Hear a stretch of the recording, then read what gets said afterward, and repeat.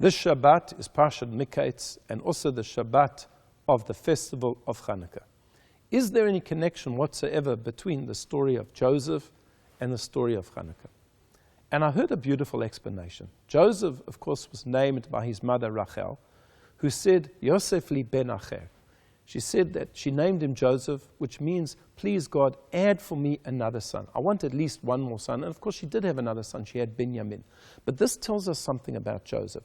Joseph's name means to add, somebody who adds. And if we look at Joseph, Joseph had an interesting life, but ultimately he was a person who added holiness. In whatever situation he was, even in the dungeons of Egypt, he remained a Jew. When he was brought before Pharaoh, and Pharaoh told him the whole dream and said to him, I believe you are able to interpret dreams. He said to him, no, it's not me, great king. It's Hashem who gives me that ability.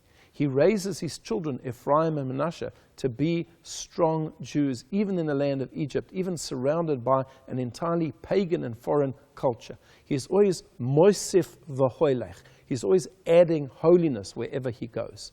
And this, of course, is related to Chanukah, because we're told about the famous argument between the Academy of Shammai and the Academy of Hillel regarding how one actually lights the Chanukah candles. And Shammai says that you begin with 8 candles the first night, then 7, then 6, and you go down until there's just one. Poichet v'hoilech. You go down. And that is similar to the bulls on the festival of Sukkot. When we brought those sacrifices on behalf of the nations of the world, it started at a bigger number and it went down. Whereas Hillel says, no, you start with 1 candle, then the second night 2, the third night 3. It's moisef v'hoilech. We are adding. Because when it comes to holiness, it's malin b'kodesh v'lo moridin. We always go up when it comes to holiness, and we don't go down. This is something that Joseph tells us. One always must grow.